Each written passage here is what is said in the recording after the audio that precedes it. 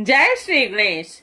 मूर्ति का आदि से निर्मित देव प्रतिमाओं के पूजन की विधि और उनके लिए नवेद का विचार, पूजन के विभिन्न उपचारों का फल, विशेष मास वार तिथि एवं नक्षत्रों के योग में पूजन का विशेष फल तथा लिंग के वैज्ञानिक स्वरूप का विवेचन। ऋषिगण बोले, हे साधु शिरोमणि, आप पार्थिव प्रतिमा की पूजा का यह विधान बताइए कि पूजा विधान से समस्त अभिष्ट वस्तुओं की प्राप्ति होती है। सूत जी बोले, हे महर्षियों, तुम लोगों ने बहुत उत्तम बात पूछी है। पार्थिव प्रतिमा का पूजन सदा संपूर्ण मनोरथों को देने वाला है तथा दुख का तत्काल निवारण करने वाला है। मैं उसका वर्णन करता हूँ, ध्यान देकर सुनिए। हे द्विजों, ये पूजा अकाल मृत्यु को हरने वाली तथा काल और मृत्यु का भी नाश करने वाली है और यह शीघ्र ही स्त्री पुत्र और धन धान्य प्रदान करने वाली है और इसीलिए पृथ्वी आदि की बनी हुई देव प्रतिमाओं की पूजा इस भूतल पर अभिष्टदायक मानी गई है और निश्चय ही इसमें पुरुषों का और स्त्रियों का भी अधिकार है। नदी, पोखरे अथवा कुएं में प्रवेश कर कर पानी के भीतर से मिट्टी ले आवे और तत्पश्चात गंध चूर्ण के द्वारा उसका संशोधन करके शुद्ध मंडप में रखकर उसे महीन बनावे तथा हाथ से प्रतिमा बनवावे। दूध से उसका सम्यक संस्कार करें और उस प्रतिमा में अंग प्रत्यंग अच्छी तरह प्रकट हुए हो तथा वह सब प्रकार के अस्त्र शस्त्रों से संपन्न बनाई गई हो। तद अंतर उसे पदासन पर स्थापित करके आधार पूर्वक उसका पूजन करें। गणेश, सूर्य, विष्णु, दुर्गा और शिव जी की प्रतिमा का एवं शिव जी के शिवलिंग का द्विज को सदा पूजन करना चाहिए। पूजन जनित फल की सिद्धि के लिए 16 उपचारों द्वारा पूजा करनी चाहिए। पुष्प से प्रोक्षण और मंत्र पाठ पूर्वक अभिषेक करें और अगहनी के चावल से नवेद तैयार करें और सारा नवेद एक कुंडव यानी लगभग पाव भर होना चाहिए। घर में पार्थिव पूजन के लिए एक कुड़व और बाहर किसी मनुष्य द्वारा स्थापित शिवलिंग के पूजन के लिए एक पस्तर यानी शेर भर नवेद तैयार करना आवश्यक है। ऐसा जानना चाहिए कि देवताओं द्वारा स्थापित शिवलिंग के लिए 3 शेर नवेद अर्पित करना उचित है और स्वयं प्रकट हुए लिंग के लिए 5 शेर, और ऐसा करने से पूर्ण फल की प्राप्ति समझनी चाहिए। इससे 10 गुना या 3 गुना करने पर और अधिक फल प्राप्त होता है। इस प्रकार सहस्त्र बार पूजन करने से द्विज सतलोक को प्राप्त कर लेता है। 12 उंगल चौड़ा और इससे गुना और 1 उंगल अधिक अर्थात 25 उंगल लंबा तथा 15 उंगल ऊंचा जो लोहे या लकड़ी का बना हुआ पात्र होता है उसे विद्वान पुरुष शिव कहते हैं और उसका 8वां भाग प्रस्त कहलाता है और जो 4 कुड़व के बराबर माना गया है। और मनुष्य द्वारा स्थापित शिवलिंग के लिए 10 पस्तर, ऋषियों द्वारा स्थापित शिवलिंग के लिए सुपस्तर और स्वयंभू शिवलिंग के लिए एक सहस्त्र पस्त नवेद निवेदन किया जाए और जल, तेल आदि एवं गंध द्रव्यों की भी यथा योग्य मात्रा रखी जाए। और तो यह उन शिवलिंगों की महापूजा बतलाई जाती है। देवता का अभिषेक करने से आत्म शुद्धि होती है, गंध से पुष्प की प्राप्ति होती है और नवेद अर्पण करने से आयु बढ़ती है और तृप्ति होती है। धूप निवेदन करने से धन की प्राप्ति होती है और दीप दिखाने से ज्ञान का उदय होता है और तांबूल समर्पण करने से भोग की उपलब्धि होती है और इसीलिए स्नान आदि 6 उपकारों को यत्न पूर्वक अर्पित करें। नमस्कार और जप ये दोनों संपूर्ण अभिष्ट फल को देने वाले हैं और इसीलिए भोग और मोक्ष की इच्छा रखने वाले लोगों को पूजा के अंत में सदा ही जप और नमस्कार करना चाहिए। मनुष्य को चाहिए कि वह सदा पहले मन से पूजा करके फिर उन उन उपचारों से पूजा करें। देवताओं की पूजा से उन देवताओं के लोकों की प्राप्ति होती है तथा उनके अवान्तर लोक में भी यथेष्ट भोग की वस्तुएं उपलब्ध होती है। हे द्विजों, अब मैं देव पूजा से प्राप्त होने वाले विशेष फल का वर्णन करता हूँ। आप लोग श्रद्धा पूर्वक सुने। विघ्न राज श्री गणेश की पूजा से भूलोक में उत्तम अभिष्ट वस्तु की प्राप्ति होती है और शुक्रवार को सावन और भाद्रपद मासों की शुक्ल पक्ष की चतुर्थी को और पौष मास में सतविशा नक्षत्र के आने पर विधि पूर्वक गणेश जी की पूजा करनी चाहिए। 100 या सहस्त्र दिनों में 100 या सहस्त्र बार पूजन करें। देवता और अग्नि में श्रद्धा रखते हुए किया जाने वाला उनका नृत्य पूजन मनुष्यों को पुत्र एवं अभिष्ट वस्तु प्रदान करता है। वह समस्त पापों का संबंध तथा विभिन्न भिन्न भिन्न दुष्कर्मों का विनाश करने वाला है और विभिन्न वारों में की हुई शिव आदि की पूजा को आत्म शुद्धि प्रदान करने वाला समझना चाहिए। वार या तिथि दिन तिथि नक्षत्र और योगों के आधार है। वह समस्त कामनाओं को देने वाला है और उसमें वृद्धि और क्षय नहीं होता और इसीलिए उसे पूर्ण ब्रह्म स्वरूप मानना चाहिए। सर्वोदय काल से लेकर दूसरे सूर्योदय काल तक आने तक एक वार की स्थिति मानी गई है जो ब्राह्मण आदि सभी वर्णों के कर्मों का आधार है। विहित तिथि और पूर्व भाग में की हुई देव पूजा मनुष्यों को पूर्ण भोग प्रदान करने वाली होती है।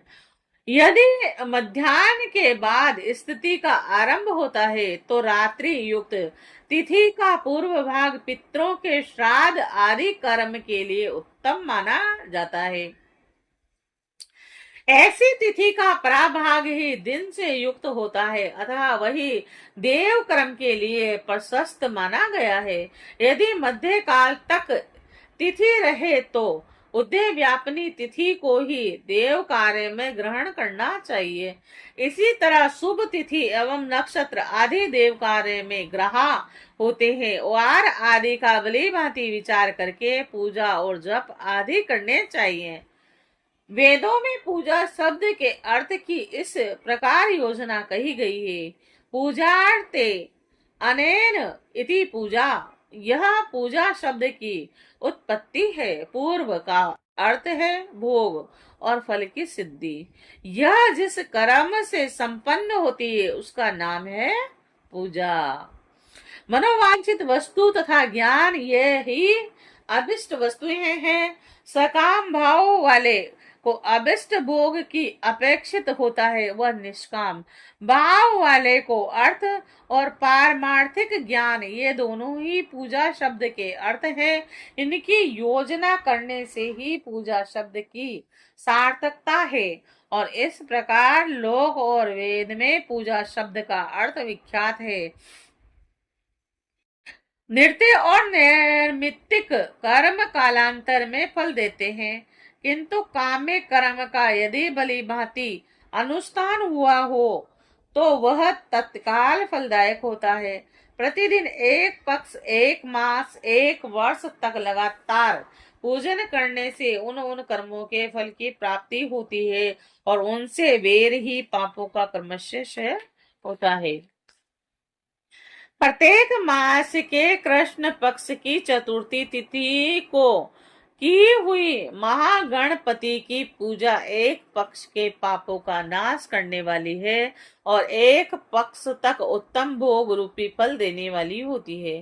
चैत्र मास में चतुर्थी को की हुई पूजा एक मास तक किए हुए पूजन का फल देने वाली होती है और जब सूर्य सिंह राशि पर स्थित हो उस समय भाद्रपद मास की चतुर्थी को की हुई गणेश की पूजा 1 वर्ष तक मनवांचित भोग प्रदान करने वाली जानना चाहिए। श्रावण मास के रविवार को हस्त नक्षत्र में से युक्त सप्तमी तिथि को तथा माघ शुक्ला सप्तमी को भगवान सूर्य का पूजन करना चाहिए। ज्येष्ठ तथा भाद्रपद मास के बुधवार को श्रवण नक्षत्र में युक्त द्वादशी तिथि को तथा केवल द्वादशी को भी किया गया भगवान विष्णु का पूजन अभिष्ट संपत्ति को देने वाला माना गया है। श्रावण मास में की जाने वाली श्री हरि की पूजा अभिष्ट मनोरथों और आरोग्य प्रदान करने वाली होती है।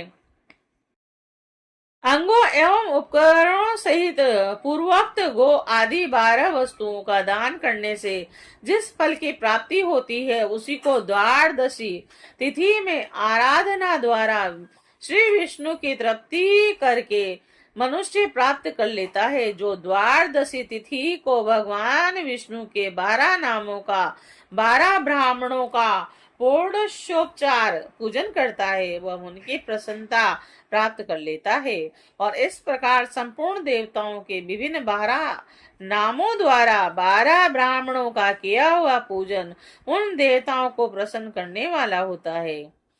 ऐश्वर्य की इच्छा रखने वाले पुरुष को कर्क की संक्रांति से युक्त श्रावण मास में नौमी तिथि को मृगशिरा नक्षत्र के योग में संपूर्ण मनोवांछित भोगों और फलों को देने वाली अंबिका का पूजन करना चाहिए। अश्विनी मास के शुक्ल पक्ष की नौमी तिथि संपूर्ण अभिष्ट फलों को देने वाली है और उसी मास के कृष्ण पक्ष की चतुर्थी को यदि रविवार पड़ा हो तो उस दिन का महत्व विशेष बढ़ जाता है और उसके साथ ही यदि आद्र और माह आद्र सूर्य संक्रांति से युक्त आद्र का योग हो तो उस अवसरों पर की हुई शिव पूजा का विशेष महत्व माना गया है। मार्ग कृष्ण चतुर्दशी को शिव जी की हुई पूजा संपूर्ण अभिष्ट फलों को देने वाली है और वह मनुष्यों की आयु बढ़ाती है, मृत्यु को दूर हटाती है और समस्त सिद्धियों को प्राप्त कराती है। ज्येष्ठ मास में चतुर्दशी तिथि को यदि महाआद्र का योग हो अथवा मार्ग शीर्ष माह में किसी भी तिथि को यदि आद्रा नक्षत्र हो तो उस अवसर पर विभिन्न वस्तुओं की बनी हुई मूर्ति के रूप में शिवजी की जो 16 उपचारों से पूजा करता है उस पुण्य आत्मा के चरणों का दर्शन करना चाहिए। भगवान शिव की पूजा मनुष्यों को भोग और मोक्ष देने वाली है ऐसा जानना चाहिए। कार्तिक मास में प्रत्येक वार और तिथि आदि में देव पूजा का विशेष महत्व है। कार्तिक मास आने पर विद्वान पुरुष दान तप होम जप और नियम आदि के द्वारा समस्त देवताओं का षोडशोपचारों से पूजन करते हैं और उस पूजन से देव प्रतिमा ब्राह्मण तथा मंत्रों का उपयोग आवश्यक है। ब्राह्मणों को भोजन कराने से वह पूजन क्रम संपन्न होता है। पूजक को चाहिए कि वह कामनाओं को त्याग कर पीड़ा रहित शांत ही देवाराधना में तत्पर रहे। कार्तिक मास में देवताओं का यजन पूजन समस्त भोगों को देने वाला होता है। यह व्याधियों को हर लेने वाला और भूतों तथा ग्रहों का विनाश भी करने वाला है। कार्तिक मास में रविवार को भगवान सूर्य की पूजा करने और तेल तथा कपास का दान करने से मनुष्य के कोढ़ आदि रोगों का नाश होता है। हरे काली मिर्च वस्त्र तथा दूध आदि के दान से ब्राह्मणों की प्रतिष्ठा करने से और क्षय रोग का नाश होता है। दीप और सरसों के दान से मृगी का रोग ठीक हो जाता है। कृतिका नक्षत्र में युक्त सोमवार को किया हुआ शिवजी का पूजन मनुष्यों के महान दरिद्र को मिटाने वाला और संपूर्ण संपत्तियों को देने वाला है। घर की आवश्यक सामग्रियों के साथ ग्रह और क्षेत्र आदि का दान करने से भी उक्त उत्तम फल की प्राप्ति होती है। कृतिका युक्त मंगलवार को श्री स्कंद का पाठ करने से तथा दीप एवं घंटा आदि का दान करने से मनुष्य को शीघ्र ही वाक सिद्धि प्राप्त हो जाती है। कृतिका युक्त बुधवार को किया हुआ श्री विष्णु का यजन तथा दही भात का दान मनुष्य को उत्तम संतान की प्राप्ति कराने वाला होता है। कृतिका युक्त गुरुवार को धन से ब्रह्मा जी का पूजन तथा मधु, सोना और घी का दान करने से मनुष्य के भोग वैभव की वृद्धि होती है। कृतिका युक्त यानी शुक्रवार को गजानंद गणेश जी की पूजा करने से तथा गंध पुष्प और अन्न का दान देने से मानवों के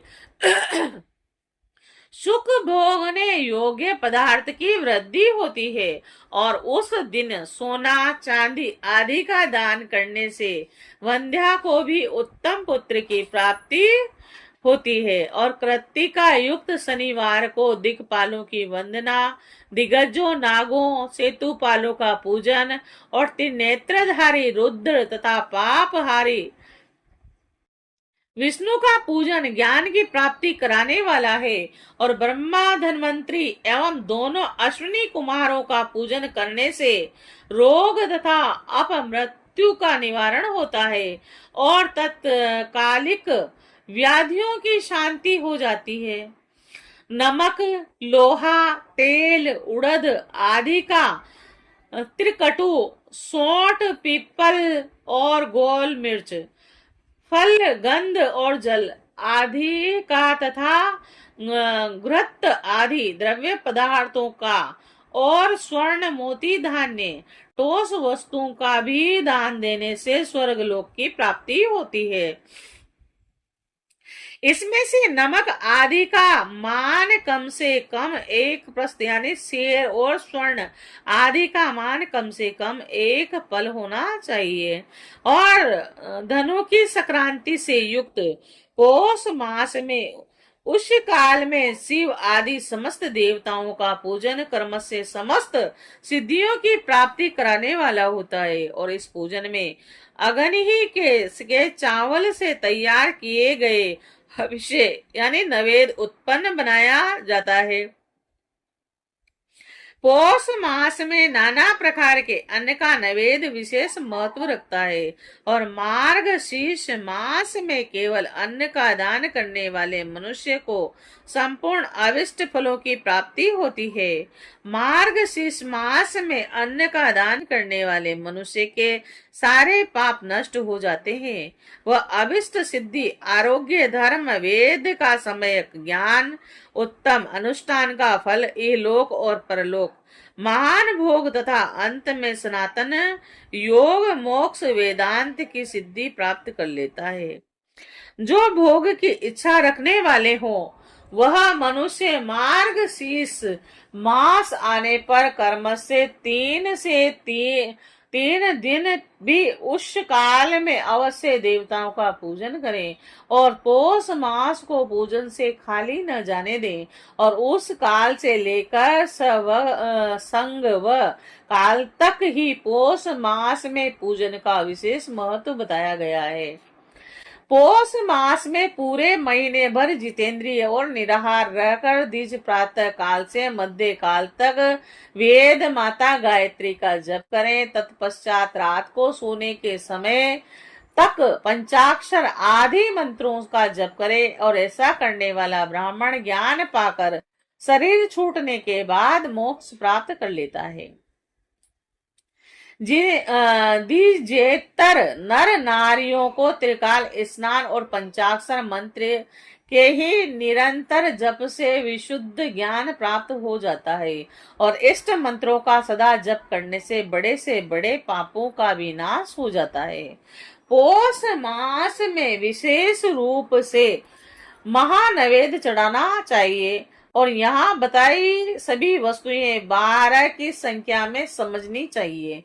जैसे चावल 12 भार, काली मिर्च 12 प्रस्त, और मधु घृत 12 कुंडव और मूंग 12 द्रोण और 12 प्रकार के व्यंजन, घी में तले हुए पुए लड्डू और चावल के मिष्टान 12, प्रशस्त दही और दूध और 12 नारियल आदि फल, 12 सुपारी कपूर कत्था, 5 प्रकार के सुगंधित द्रव्यों से युक्त 36 पत्ते पान के महानैवेद्य बनता है। और इस महानैवेद्य को देवताओं को अर्पण करके वर्ण अनुसार उस देवता के भक्तों को दे देना चाहिए। और इस प्रकार के ओदतन नैवेद्य से मनुष्य पृथ्वी पर राष्ट्र का स्वामी होता है और महानैवेद्य के दान से स्वर्ग प्राप्ति होती है। हे द्विज श्रेष्ठों, 1000 महानैवेद्यों के दान से सत्य लोक प्राप्त होता है और उस लोक में पूर्ण आयु प्राप्त होती है। और एवं 30,000 महानैवेद्यों के दान से उसके ऊपर के लोकों की प्राप्ति होती है तथा पुनर्जन्म होता है। 36,000 महानैवेद्यों को जन्म नैवेद्य कहा गया है और उतने नैवेद्यों का दान महापूर्ण कहलाता है। महापूर्ण नैवेद्य ही जन्म नैवेद्य कहा गया है और जन्म नैवेद्य दान से पूर्व जन्म नहीं होता। कार्तिक मास में संक्रांति व्यतीत पात जन्म नक्षत्र पूर्णिमा आदि किसी पवित्र दिन को जन्म नैवेद्य चढ़ाना चाहिए। संवत्सर के प्रारंभिक दिन को भी उत्तम जन्म नैवेद्य का अर्पण करना चाहिए और किसी अन्य महीने में भी जन्म नक्षत्र के पूर्ण योग के दिन तथा अधिक पुण्य योगों के मिलने पर धीरे धीरे 36,000 महानैवेद्य अर्पण करे। और जन्म नैवेद्य के दान से जन्मापर्ण का फल प्राप्त होता है और जन्मापर्ण से प्रसन्न होकर भगवान शंकर अपना सायुज्य प्रदान करते हैं। इसीलिए इस जन्म नैवेद्य को शिव को ही अर्पण करना चाहिए। योनि और लिंग रूप में विराजमान शिव जन्म को देने वाले हैं। अंत पुनः जन्म की निवृत्ति के लिए जन्म नैवेद्य से शिव की पूजा करनी चाहिए। सारा चराचर जगत बिंदु नाद स्वरूप है और बिंदु शक्ति है और नाद शिव है और इस तरह यह जगत शिव शक्ति स्वरूप है और नाद बिंदु का और बिंदु इस जगत का आधार है। ये बिंदु और नाद शक्ति और शिव संपूर्ण जगत के आधारभूत आधार स्वरूप से स्थित है। बिंदु और नाद से युक्त सब कुछ शिव स्वरूप है क्योंकि वही सबका आधार है। आधारी आधे का समावेश अथवा लय होता है। यही सरलीकरण है और इस सरलीकरण की स्थिति ही सृष्टि काल में जगत का प्रादुर्भाव होता है और इसमें संशय नहीं है कि शिवलिंग बिंदु नाद स्वरूप है अतः उसे जगत का कारण बतलाया जाता है और बिंदु देवी है और नाद शिव है और इन दोनों संयुक्त रूप ही शिवलिंग कहलाता है। अतः जन्म के संकट से छुटकारा पाने के लिए शिवलिंग की पूजा करनी चाहिए। बिंदु रूपा देवी उमा माता है और नाद स्वरूप भगवान शिव पिता हैं और इन माता पिता के पूजित होने से परमानंद की प्राप्ति होती है। अतः परमानंद का लाभ लेने के लिए शिवलिंग विशेष रूप से पूजन करें। और वे देवी उमा जगत की माता है और भगवान शिव जगत के पिता हैं। जो उनकी सेवा करता है उस पुत्र पर उस इन दोनों माता पिता की कृपा नित्य अधिकाधिक बढ़ती रहती है और वे पूजक पर कृपा करके उसे अपना आंतरिक ऐश्वर्य प्रदान करते हैं। हे मुनीश्वरों, आंतरिक आनंद की प्राप्ति के लिए शिवलिंग को माता पिता का स्वरूप मानकर उसकी पूजा करनी चाहिए।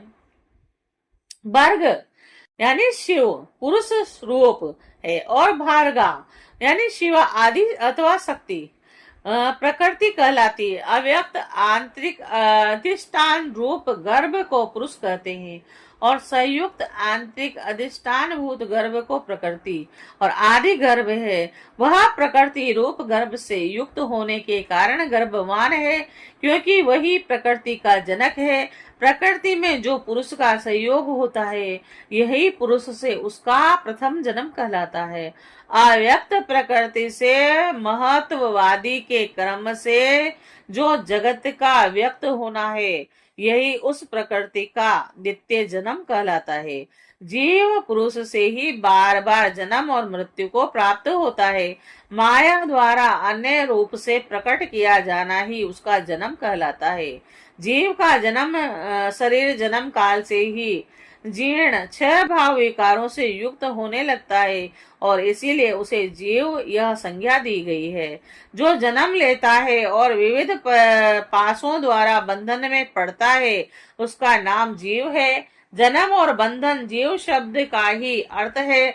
अतः जन्म मृत्यु रूपी बंधन की निवृत्ति के लिए जन्म के अधिष्ठान भूत माता पितु स्वरूप शिवलिंग का भली भांति पूजन होना या पूजन करना चाहिए। शब्द आदि पंच मात्राओं तथा पंच इंद्रियों से विषय ग्रहण करने से ब अथवा वृद्धि गच्छित अथवा प्राप्ति होती है। इसलिए भग शब्द का अर्थ प्रकृति है। भोग ही भग और मुख्य शब्दार्थ है। मनुष्य भग प्रकृति है और भगवान शिव कहे जाते हैं। भगवान ही भोग प्रदान करते हैं, दूसरा कोई नहीं दे सकता। भग प्रकृति का स्वामी भगवान ही विद्वानों द्वारा वर्ग कहा जाता है। भग प्रकृति से संयुक्त परमात्मा लिंग और लिंग संयुक्त भग प्रकृति ही इस लोक और परलोक में नित्य भोग प्रदान करते हैं। अतः भगवान महादेव के शिवलिंग की पूजा करनी चाहिए। संसार को उत्तम करने वाले सूर्य हैं और उत्पन्न करने के कारण जगत ही उनका प्रत्यक्ष चिन्ह है, और इसीलिए उनका नाम भग भी है। और पुरुष को लिंग में जगत को उत्पन्न करने वाले लिंगी की ही पूजा करनी चाहिए। सृष्टि के अर्थ को बताने वाले चिन्ह के रूप में ही उसे लिंग कहा जाता है, और लिंग परम पुरुष शिव का बोध कराता है, और इस प्रकार शिव और शक्ति के मिलन के प्रतीक को ही शिवलिंग कहा गया है। और अपने चिन्ह के पूजन से प्रसन्न होकर महादेव उस चिन्ह के कार्य रूप जन्म आदि को समाप्त कर देते हैं तथा पूजन को पुनर्जन्म की प्राप्ति नहीं होती। अतः सभी लोगों को यथा प्राप्त ब्रह्मा और मानसिक पुरुषोपचारों से शिवलिंग का पूजन करना चाहिए। रविवार को की गई पूजा पुनर्जन्म का निवारण कर देती है। रविवार को महालिंग की प्रणव ओम से ही पूजा करनी चाहिए, और उस दिन पंचगव्य से किया गया अभिषेक विशेष महत्व का होता है। गोबर, गोमूत्र, गोदुग्ध और उसका दही, गोधृत और ये पंचगव्य कहे जाते हैं।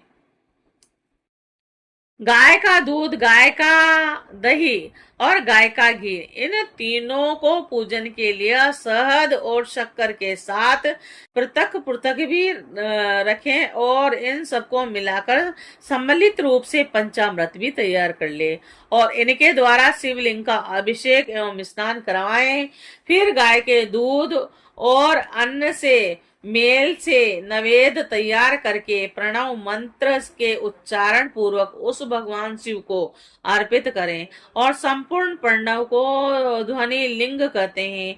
स्वयंभू लिंग नाद स्वरूप होने के कारण नाद लिंग कहा गया है। यंत्र या अर्धा बिंदु स्वरूप होने के कारण बिंदु लिंग के रूप में विख्यात है, और इसमें अचल रूप से प्रतिष्ठित जो शिवलिंग है वह मकार स्वरूप है, इसीलिए मकार लिंग कहलाता है। और सवारी निकालने आदि के लिए जो चर लिंग होता है वह उकार स्वरूप होने के कारण उकार लिंग कहा जाता है, तथा पूजा की दीक्षा देने वाले जो गुरु या आचार्य हैं उनका विग्रह आकार प्रतीत होने से आकार लिंग माना गया है।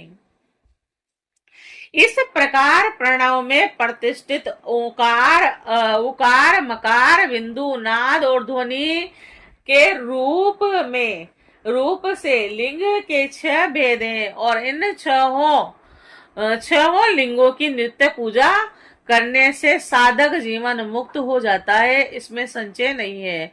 भक्ति पूर्वक की गई शिव पूजा मनुष्यों को पुनर्जन्म से छुटकारा दिलाती है।